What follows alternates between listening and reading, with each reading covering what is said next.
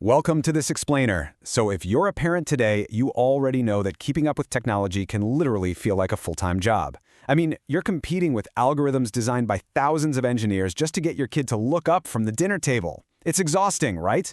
But the good news is, it really doesn't have to be. Today, we're going to demystify this totally overwhelming landscape of parental controls. We're building a practical, layered toolkit for your family, drawing directly from the latest independent testing and official safeguarding guides, all to help you get your peace of mind back. Okay, here's our roadmap for today. We're going to cover 1. The screen time dilemma, 2. Setting the ground rules, 3. Built-in device controls, 4. Third-party parental apps, and 5. Life beyond the screen. It's a complete start-to-finish plan, so let's jump right in. All right, Section 1, the screen time dilemma, and understanding the digital landscape.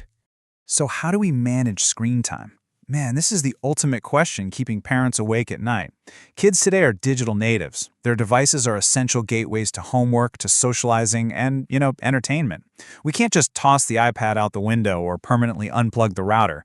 But without boundaries, well, those gateways open up to a whole lot of stress, anxiety, and conflict. But listen, you already have the power to fix this. And trust me, you are definitely not alone in wanting to establish those boundaries.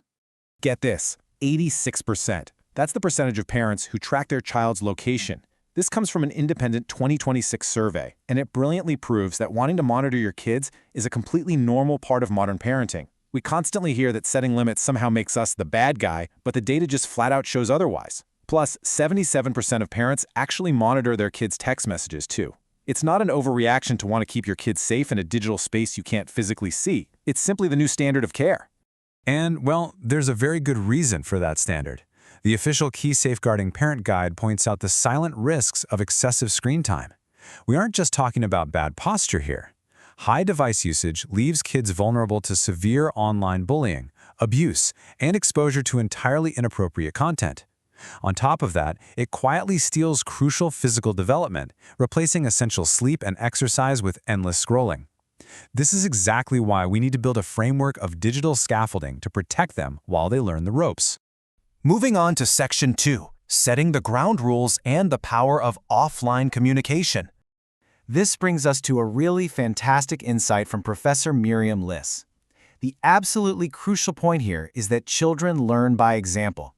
Our own digital habits directly shape theirs. If we enforce strict screen limits for our kids, but then they see us spending dinner scrolling through our own social feeds or firing off work emails during a movie night, our authority is instantly gone. Being transparent about our own digital struggles, actually admitting out loud that we also find it hard to put the phone down, builds incredible rapport and shows them we're all in this together. You can build immediate trust by mapping out these 3 offline steps together as a family. First, establish media-free zones. This means physically agreeing that phones don't belong in bedrooms overnight or at the dinner table. Second, talk openly. The Safeguarding Guide recommends discussing concepts like stranger danger and private profiles in a conversational way, without turning it into some big, fear-mongering lecture. And third, actively replace the screen time. Aim for 60 minutes of daily physical activity, because honestly, tech controls are pretty much useless without this offline conversational foundation. Okay, Section 3, built-in device controls. Let's look at utilizing the free tools you already own. Pro tip, before you go out and buy any specialized software, look at your internet service provider. If you have an ISP like Xfinity, for example, their app has incredibly powerful tools built right into your home network. You can actually assign specific devices to specific people in your house. Imagine it's dinner time. You can literally hit one button to pause all devices for just your kids, while your own work laptop stays fully connected. You can even set automatic bedtime schedules so the Wi-Fi drops at 9 p.m. or enforce daily active time limits to keep their usage on a strict budget. This brilliantly illustrates the difference between your 2 lines of built-in defense. Think of router-level controls like Xfinity as the front door to your house. It manages the internet pipe coming in, which is awesome for shutting off the whole Wi-Fi network. But operating system or OS-level controls like Microsoft or Apple Screen Time manage the specific room or device itself. So even if the Wi-Fi is shut off, OS controls are what prevent them from playing downloaded offline games, restrict specific app downloads, and filter websites right at the source. Looking closer at those OS-level controls, Microsoft Family Safety is a perfect example of a cross-device safety net.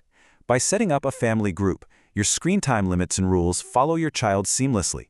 If their daily hour is up on the Windows computer, they can't just sneak over to the Xbox and keep playing. The ecosystem actually knows it's the same child. It also requires organizer approval for store purchases, which, let's be real, saves you from the total nightmare of a surprise $500 credit card bill for in-game currency. All right, Section 4, third-party parental apps, or basically, when to call in the heavy lifters. So here's a breakdown of the top apps based on independent testing. There is absolutely no one-size-fits-all here. It's all about matching the tool to your family's exact needs. For instance, if physical safety and location tracking is your main priority, you'd look at Custodio with its real-time SOS panic button. On the flip side, if social media is your biggest worry, Bark uses AI to scan over 30 platforms for signs of cyberbullying or grooming. Or, if you just need incredible web filtering, Norton Family covers over 40 different content categories. It's really just about finding the right tool for the job. Now, notice this shift. It's a real game changer in how modern apps actually work. The industry is moving far away from traditional invasive spyware. Apps like Aura, with its balance feature, act way more like a wellness monitor. They evaluate your teen's mood, their sleep patterns, and overall screen habits without exposing the exact contents of their private text messages. You get an alert if something is concerning, say they're suddenly awake at 3 a.m. chatting on Discord, but it preserves their trust by not handing you a complete transcript of their private chats. And finally, Section 5, Life Beyond the Screen, Fostering Responsible Digital Citizens. Because ultimately, that's the whole goal here, right? Fostering responsible digital citizens. As the Safeguarding Guide reminds us, the absolute best technical controls in the world only work when they're paired with an active, communicative home environment. Think of all these controls like training wheels on a bicycle. We use the rotors and the apps to protect them when they're young, and as they prove they can safely navigate the digital path on their own, we slowly start taking those guardrails off, giving them the freedom they've earned. So, before you go tweaking your router settings, downloading a bunch of new apps, or creating a family media plan, I want to leave you with this final thought to really chew on. What digital habits are you modeling today?